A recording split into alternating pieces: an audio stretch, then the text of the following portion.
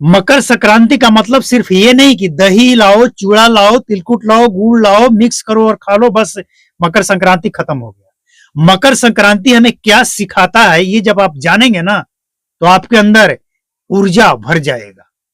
मकर संक्रांति हमें यह भी सिखाता है कि ये सिर्फ गुड़ और दही, तिलकुट, चूड़ा खाने का पर्व नहीं है, एकता का भी पर्व है। ये एकता सिखाता है हमें। आप सोचिए, दही से हमें क्या सीख मिलता है? दूध से दही बनाने का कारोबार किसका है? गन्ना उगाकर गुड़ बनाने का कारोबार किसका है? इसके बाद तिल से तिलकुट बनाने का कारोबार किसका है? इसके बाद जो इसमें उपयोग किया जाता है चूड़ा, धान से चूड़ा बनाने का कारोबार किसका है? मतलब कई जाति मिलकर इस पर्व को मनाने के लिए अपना अपना योगदान देते हैं, यानी सबको मिलकर रहना यह सिखाता है।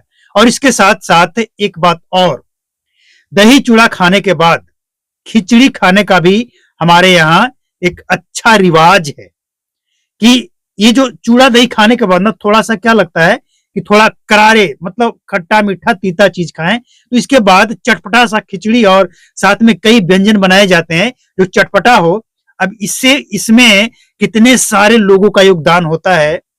और सबसे बड़ी बात, ये जो पर्व है ना, ये प्रकृति से जुड़े रहना, और जो प्रकृति से जुड़े हुए लोग हैं उनको धन्यवाद कहने का, उनको प्रणाम करने का भी ये पर्व हमें अवसर देता है।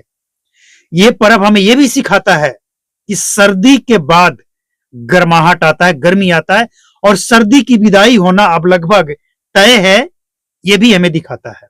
और इसके साथ साथ एक बात और सिखाता है कि ये गुड़ और तिलकुट का जो मिठास है ना, ये अपने जीवन में सभी जाति, सभी धर्मों के साथ बनी रहे। और एक बात और सिखाता है, इसके साथ दही चूड़ा खाने के साथ साथ हम पतंग भी उड़ाते हैं। पतंग उड़ाने का मतलब ये सिखाता है कि जिस तरह से जमीन से चलकर आसमान में पतंग जाता है, ये हमें सिखाता है कि मेहनत कीजिए तो आप भी, आपका जो कामयाबी है ना वो आसमान छुएगा, ये भी सिखाता है।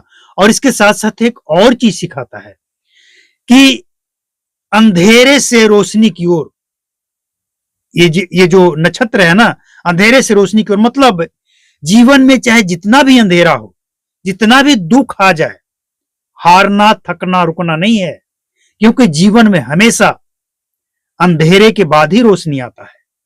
अगर आज आपके जीवन में दुख है, अंधेरा है, तो मतलब समझ जाइए कि आने वाला टाइम रोशनी और सुख से भरा होगा। तो ये जो पर्व है ना, हमें बहुत कुछ सिखाता है। अगर इस पे बोलने जाए ना तो घंटों बोल सकते हैं, लेकिन आप सुनेंगे नहीं।